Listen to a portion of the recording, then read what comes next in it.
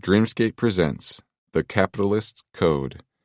It can save your life and make you very rich, by Ben Stein. Narrated by Blake Swihart.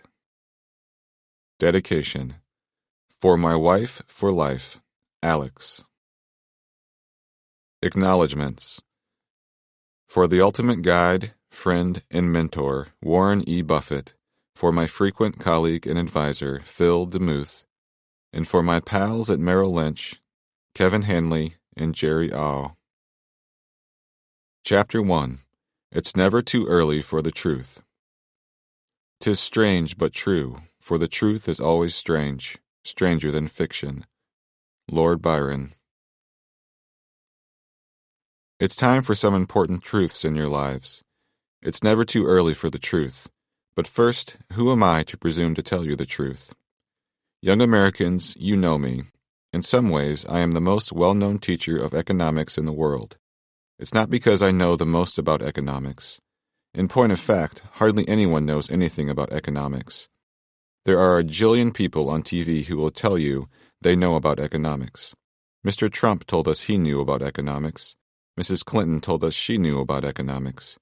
But they didn't, and almost no one can, predict the future of the United States economy with even a tiny bit of exactitude, if that is what is commonly understood to be the main ability of economists.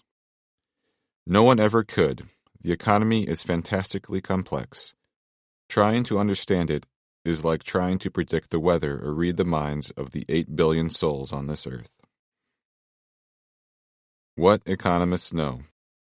I am a super famous teacher of economics, not because of any books or formulas I have written, although I have written many books about economics and finance, including some complex ones, mostly authored by my genius friend Phil DeMuth. No, I am famous because Hollywood grabbed me up by the scruff of my neck, threw me around, shone lights on me, and rolled film on me. I played the boring economics teacher in one of the most magnificent movie comedies ever made, Ferris Bueller's Day Off. I'm the one who asks, Bueller, Bueller, when taking attendance, and who tells bored students about the Smoot-Hawley Tariff Act while they fall asleep at their desks and drool onto the Formica desktops. In fact, I'm not an actor by education either, although I have been in hundreds of TV shows and movies. I am trained as an economist and a lawyer. As I told you, this does not mean that I know with any precision the direction of the U.S. economy, why unemployment is high or low, or especially the direction of stock or commodity prices.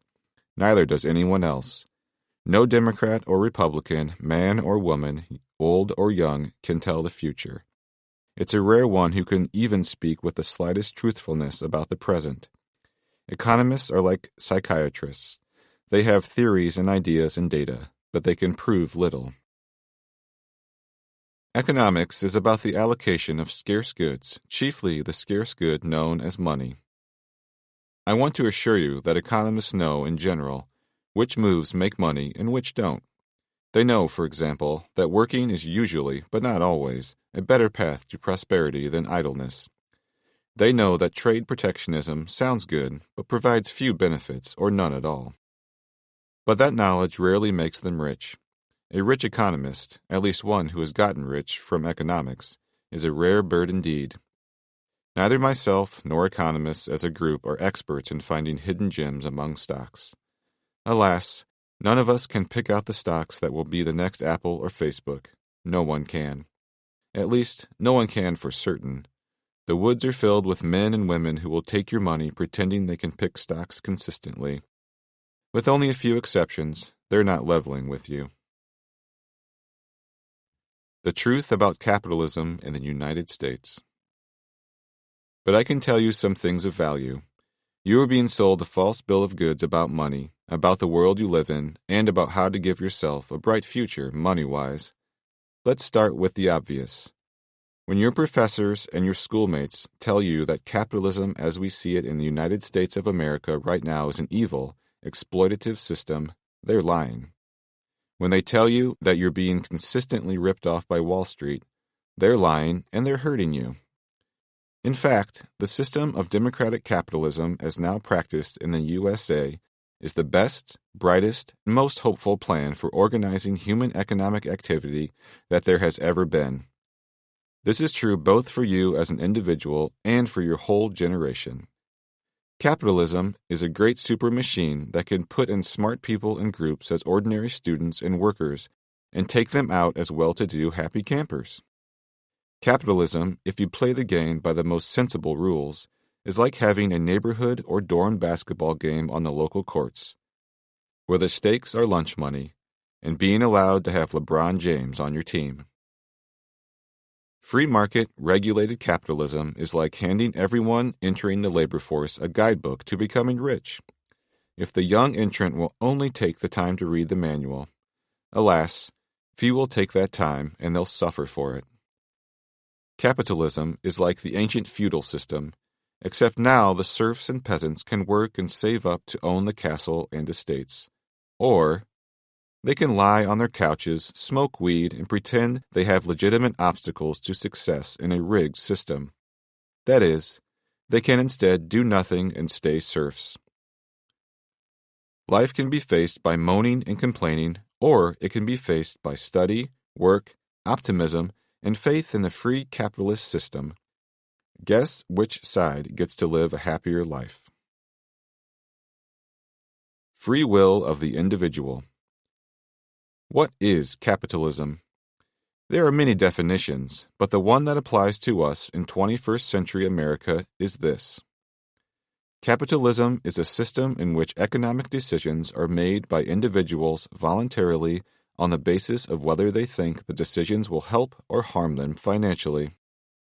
It's a scheme whereby the key factor in the production and distribution of goods and services is the deployment of money, or capital, from private sources to private users of the funds, with those decisions made by private entities. In capitalism, decisions are not enforced based on the whim of the government, but by the free will of the individual as such or as part of a group, often a much larger group. In this system of free market democratic capitalism, the means of production, distribution, and communication are usually, but not always, owned through possession of shares of stock in publicly owned corporations. These are entities that gather investment funds and do all the hard work of running the investments, but then have limited liability if things go bad. The liability of the owner is limited to how much money he or she put in. There is generally no liability beyond that for borrowings or any other obligations of the corporation. In Europe, these vehicles are often called LLCs, limited liability corporations. This part of free market capitalism, limiting the liability and the downside of the investors, and yet having no upside limits, is a magnificent lure for investors. In fact, it was not until the 18th century, when the limited liability feature came into being, that corporate investing skyrocketed. Stocks in the ownership class. Stocks that evidence property in a corporation can be owned in small amounts by an individual. Anyone can buy a few $100s worth of ownership in Ford Motor Company, or stocks can be owned in extremely large amounts by fantastically wealthy individuals such as Bill Gates of Microsoft and Warren Buffett of Berkshire Hathaway, of whom there will be much more to come. But more often, ownership of the public shares of a corporation that owns important chunks of production and distribution is in the hands of aggregations of people. These would be the beneficiaries of the pension funds of large corporations and of unions of factory workers or teachers or even Hollywood screenwriters. Or they could be investors in investment vehicles such as mutual funds, index funds, or exchange-traded funds, in which great volumes of stock are put together under some guiding principle of investment and then sold to investors of all sizes. The main point is that private individuals and entities own the means of production and distribution, and anyone can be part of this ownership class. The government is not the owner. Rewards of good economic decisions. In this system, enormous rewards flow to persons who have made good economic decisions. If they have made good economic decisions over long periods of time, the rewards can be startlingly large. Wrong decisions are not punished by terms in prison camps or by firing squads as in government-run dictatorial states. Instead, they are punished by a lack of economic advancement or by being fired. That's much better than being fired upon. In free market capitalism, the major means of production, factories, formulas, farmland, coal mines, oil fields, stores, airplanes, railroads, are owned by private individuals, not by the government. So are the smaller means of production and distribution: car dealerships, florists, restaurants, clothing stores, and boutique manufacturers. To be sure, the government still owns immense resources, especially in terms of land and the minerals that lie under the land, and in terms of bridges, tunnels, airports, and licenses. The government also has great power to regulate the private sector and even sometimes to confiscate it. But this power is subject to counterattack in the courts and even in regulatory agencies. To give you an example, almost every weeknight I watch my dear pal Jimmy Kimmel on ABC. He makes me laugh and brightens my day. He's a private person. His production company is private. The networks that distribute his show are private. There is no Department of TV Comedy on Constitution Avenue in the District of Columbia. It's all done privately and works superbly well, although in recent years some government officials have been funnier than anything even Jimmy Kimmel could dream up. You and I can easily become owners of the Walt Disney Company, which owns ABC.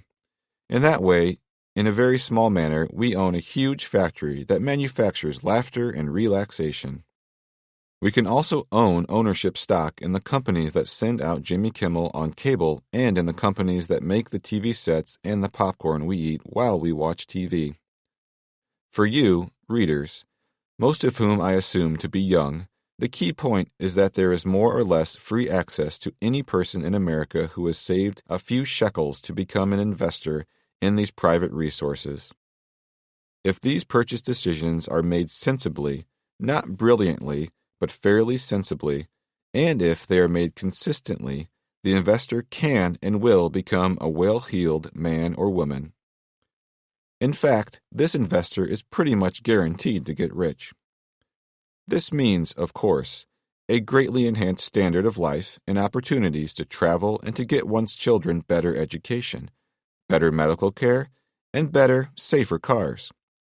Being part of the capitalist machine makes a family more independent, too. That family need not fear that if a mean-spirited boss fires the breadwinner, the whole family will go down in flames. Owning part of the means of production, however small that ownership share starts, erects a fortress around the family. They can pay their bills and keep their lives comfortable even when others like them who have been fired, but who are lacking in property, are in terror. Property, especially the property that is part of the machinery of what produces the national product of America, is safety. If you do it right, it produces income whether you are at work or not. With capital and the income from it, you can maintain your health, your morale, and yourself in ways that persons without property cannot. In sum, capitalism is a thing of beauty. It's not the same as long ago when heredity and physical strength determined who would have capital. In the past, you had to inherit land or factories to have capital. Women were largely excluded from owning capital. Accidents of birth decided everything. This is still true in many parts of the world. That's all changed now thanks to free market, democratic capitalism. Anyone can be a capitalist, and should be. All it takes is a little bit of knowledge and an even smaller amount of action. In today's world, to coin a phrase, any man or woman can be a king or a queen. Chapter 2: How I Learned to Stop Worrying and Love Capitalism. I finally know what distinguishes man from the other beasts: financial worry. Jules Renard.